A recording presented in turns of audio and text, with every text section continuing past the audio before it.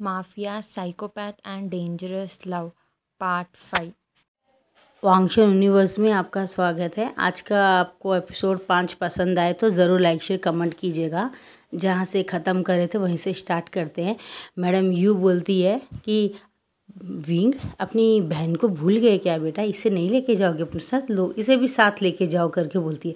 और बोलती है हाँ ले जाओ, जाओ यानी जाओ, उसके साथ जाओ, अब तुम्हारी ज़रूरत मुझे किस लिए है बोलती है। और उसके बाल पकड़ के उसे नीचे छोड़ देती है और बोलती है माँ आप मेरे साथ ऐसा क्यों कर रही हैं, क्या मैं आपकी अपनी बेटी नहीं हूँ। बोलती नहीं, तुम मेरी बेटी तो ज़रूर है लेकिन गुण बिल्कुल तुम्हारे विंग के माँ के जैसे ही हैं। अच्छापन, अच्छाई से नफरत है मुझे। अच्छाई से क्या मिल गया मुझको, कुछ भी नहीं मिला मुझे।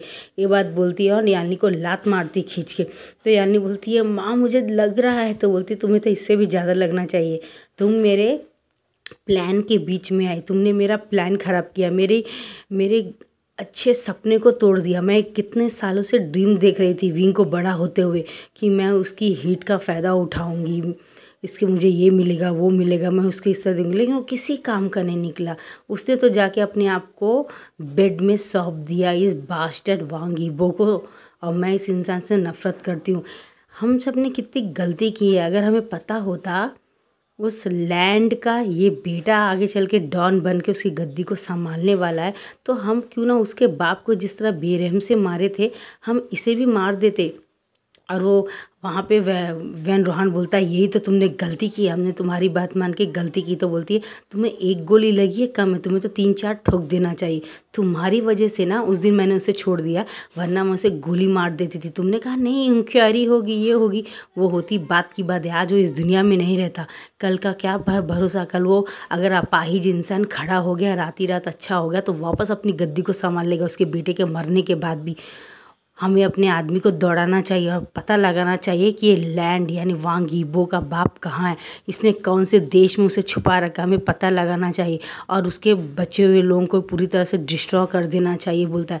और वो बोलती है माँ आप बहुत बुरी हो, ऐसा बोल के अपनी माँ को एक लात मार के नीचे चली जाती है। उसकी माँ बोल तुम्हारी इतनी हिम्मत बोल के बोलती है और गोली लेके बोलती है अब है म्यान म्यान मार दो गोली विंग को। और जैसे वो हम विंग को गोली मारने के लिए जाती तो फ़ौरन हमारी जान न्यानी बीच में आ जाती है और लग जाती उसको। तो म्यान म्यान एक साथ 2-3 गोली चला देती है और मैडम उसको खींच के झापड़ मारती। मैंने तुम्हें विंग को मारने के लिए कहा था, तुमने मेरी बेटी को क्यों मारा। तो बोलती है मैडम यू गेहूं के साथ घुन भी पिस जाता है, आप समझती हैं। आप क्या सोचती है आप इसमें डूब गए तो आपके बच्चों को नहीं भरना पड़ेगा, आपके बच्चों को भरना पड़ेगा। अगर आप इस गेम में उतरी हैं तो सब रिश्तेदारी बाजू में फेंक देनी पड़ेगी। बोलती है हाँ वैसे भी वो बेटी मेरी किसी काम की तो थी नहीं, चलो हम यहाँ से चलते हैं।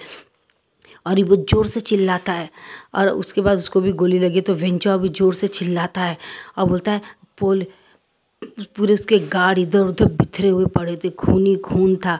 और उसके बाद वो बाल पकड़ के विंग को घसीटते हुए लेके जा रहा होता, मिंग्याओ शू से पकड़ के लेके जा रहा होता। तो वेंचाओ बोलता है छोड़ दो उसे वरना अच्छा नहीं होगा। मिंग्याओ बोल के मिंग्याओ को 2-3 घूसा मारता है और मिंग्याओ उसको लकड़ी से लेके वेंचाओ को खींच के मारता है।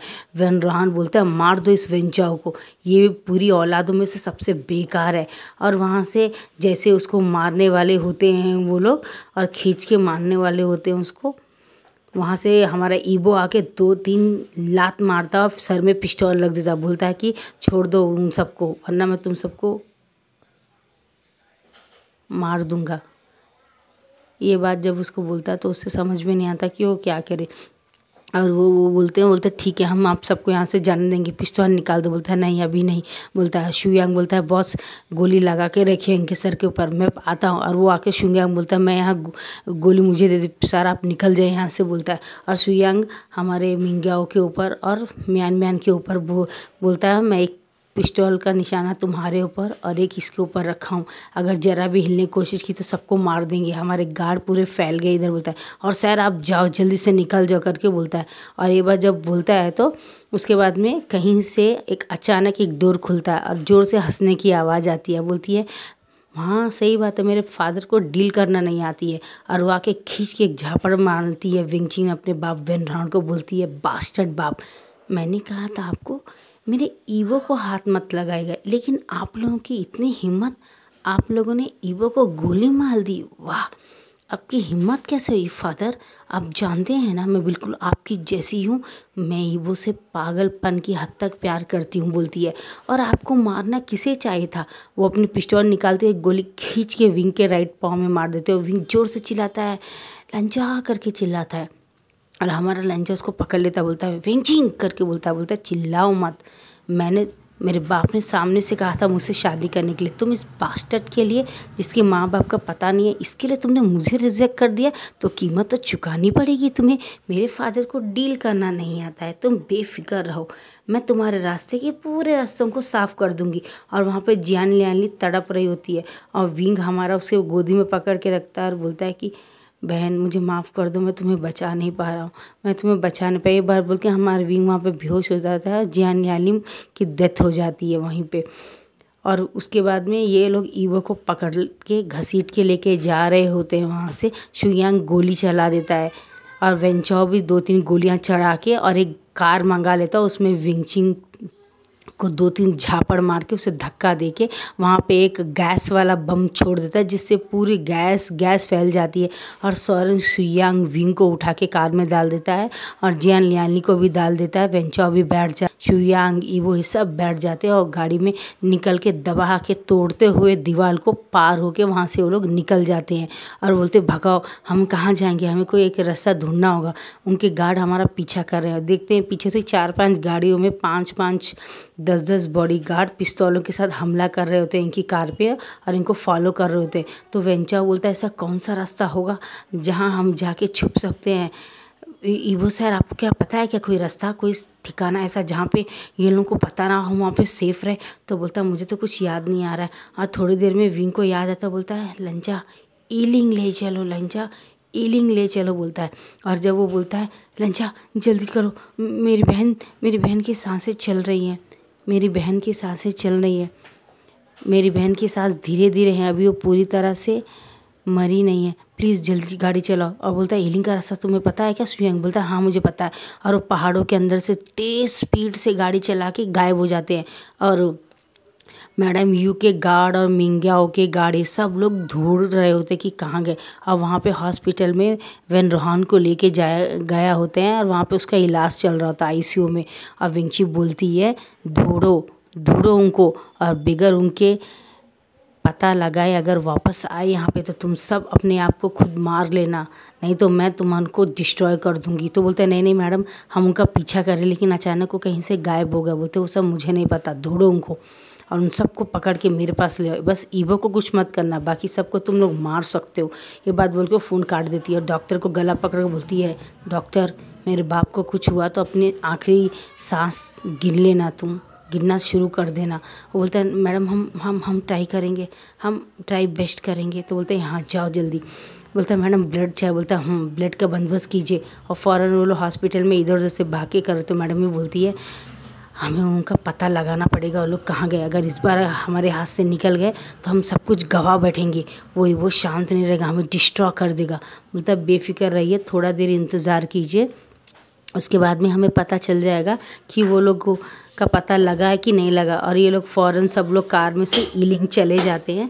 ईलिंग जाने के बाद में वेन रोहान अपने भाई वेल्डिंग को फ़ोन करता है। बोलता तुम क्या बोलते हैं जल्दी से यहाँ आ सकते हो क्या ईलिंग? तो बोलता है क्यों भाई? बोलता जल्दी आ जाओ, हमें तुम्हारी ज़रूरत है, तुम डॉक्टर हो ना, तुम ऑपरेशन करके गोली निकाल सकते हो, यहाँ पे 2-3 लोगों को गोली लगी, जल्दी आ जाओ। बोलता भाई मैं जल्दी आने की कोशिश करता हूँ बोलता है। और वो अपनी बुलेट प्रूफ जैकेट पहन लेता है और बाइक को स्टार्ट करके अपना डॉक्टर का जितना भी ऑपरेशन का सामान होता है सब वेल्डिंग डाल के वो फुल स्पीड से आ गया होता है उनके पास।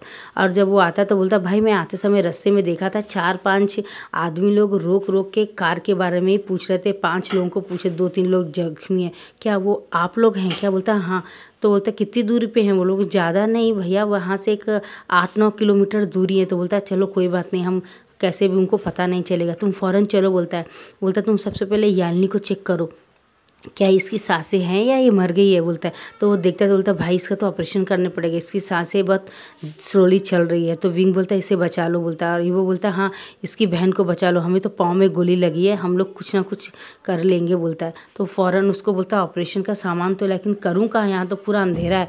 तो वेन रोहान बोलता है 1 मिनट रुको, वहाँ पर मुझे कुछ छोटा वेंटिलेटर मिल रहा है। वो वेंटिलेटर को तीनों मिलके एक बड़े से पत्थर से तुरंत तोड़ देते हैं तो थोड़ी रोशनी आ जाती है। और ये वेल्डिंग हमारी जियान नियानी को एक छोटे से पत्थर के ऊपर लिटा के और उसके ऊपर कपड़ा लगा के बोलता आप सब बाहर जाओ, मैं कोशिश करता हूँ। और जल्दी जल्दी ग्लूकोज निकाल के, कैंची निकाल के, जितना भी ऑपरेशन का सामान होता है निकाल के, जहाँ पे उसको गोली लगी होती करता है। और 1.5-2 घंटे के बाद में पूरा करने के बाद में हाथ में उसके खून लगा होता है और पूरा थका हाया बाहर आके बोलता है मैंने आपकी बहन को बचा तो लिया है विंग भाई, लेकिन आपको 2-3 घंटा इंतज़ार करना पड़ेगा। वो काफ़ी क्रिटिकल है, ब्लड भी काफ़ी बह गया और अपने को यहाँ पे ब्लड भी नहीं मिलने वाला।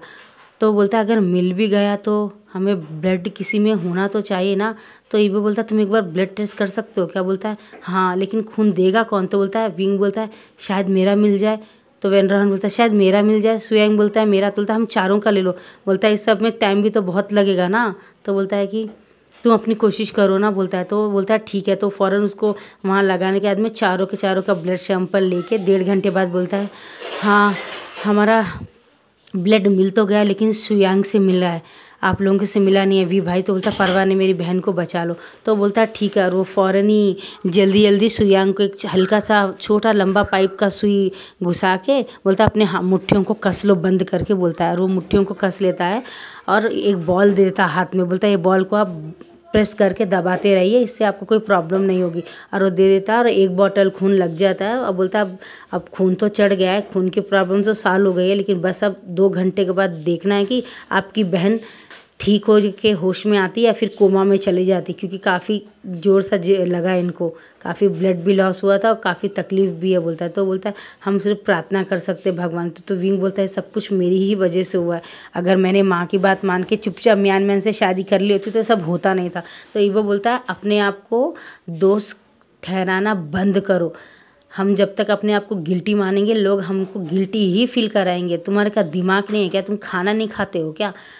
अपने आप को ऐसा कहना बंद करो। तो सुयांग बोलता है हाँ भाई विंग, अपने आप को गलत ठहराना बंद करो। मेरे भी तो माँ बाप मर गए थे एक्सीडेंट में, मेरी बहन को भी कुछ लोग ने बदला के लिए उसको रेप करके मार दे। तो क्या जिम्मेदार मैं था? कुछ लोग होते हैं जो दूसरों को जिम्मेदार ठहराते हैं। हम लोग को स्ट्रांग होना चाहिए। मेरी बहन आज भी पागल खाने में पड़ी है, अगर हम यहाँ से अच्छे हो गए तो मैं आपको ज़रूर अपनी बहन से मिलाऊंगा। उसका नाम दिलबर आयरो, पूरी तरह से पागल हो गई है, मेरा बदला निकाला मेरे दोस्तों ने। बोलता है तो बोलते दुनिया में इतने गंदे लोग क्यों होते हैं? बोलते मिसाल के तौर में हमारे घर में ही है, जैसे कि तुम्हारी मैडम यू, तुम्हें इतने साल पाली और अपनी सगी बेटी को उसने ऐसा कर दिया। तो बोलता पावर बहुत बुरी चीज़ होती है। पावर के लिए इंसान किसी हद तक भी जा सकता है। उनको कभी हम दोनों से प्यार ही नहीं था, वो तो सिर्फ जैन चैन से ही प्यार करती हैं। तो बोलता है जैन चैन कौन है? बोलता है वो मेरा सबसे छोटा भाई है। बोलता है अच्छी बात है। बोलता है हम बाद में बात करेंगे। ऐसे ही 2-3 घंटा बीत जाता है। विंग बोलता है मुझे प्यास लग रही है। तो वेंचाओ बोलता है मैं बाहर गया तो थोड़ी दूर पे तो एक गांव वाले से मैंने लेकर आया है पानी, 5 लीटर का कैन लाया हूँ मैं यहाँ पे, और थोड़ा खाना वाने का सामान लाया हूँ। तो थोड़ा खाना वाना तुम सब खा लो बोल के बोलता है। और 5 प्लेट्स लेके आता है और सब लोग खाना खाते हैं। तो विंग बोलता है मैं सिर्फ पानी पीऊँगा, कुछ खाऊंगा नहीं। बोलता है तो बोलता है खा लो, तुम्हारे नहीं खाने से तुम्हारी बहन को होश नहीं आ जाएगा। तो सब लोग खाना खा के हाथ मुँह जोड़ के बैठे होते हैं। और वो बोलता तुम यहीं पर रहो, मैं आता हूँ। उसके बाद में वो लोग उसको खाना वाना खा लेने के बाद में वो लोग ईवो के पाँव का भी इलाज करते। बोलते आपको गोली छू के निकल गई, लेकिन आप पट्टी करवा लीजिए। तो हाँ बोलता है। और विंग को भी ऐसे ही पट्टी कर देते हैं। सुयांग का हाथ कटा हुआ होता तो वहाँ पे भी पट्टी कर देता है वेल्डिंग। और बोलता है चलो अब मैं वापस तो जा नहीं सकता हूँ, अंधेरा हो गया। तो बोलता है क्या क्या हुआ था? तो बोलता है विंगिंग तुम्हारी बहन ने भी हमारा साथ नहीं दिया। तो बोलता है हाँ वो तो बिल्कुल मेरे फादर के जैसी है।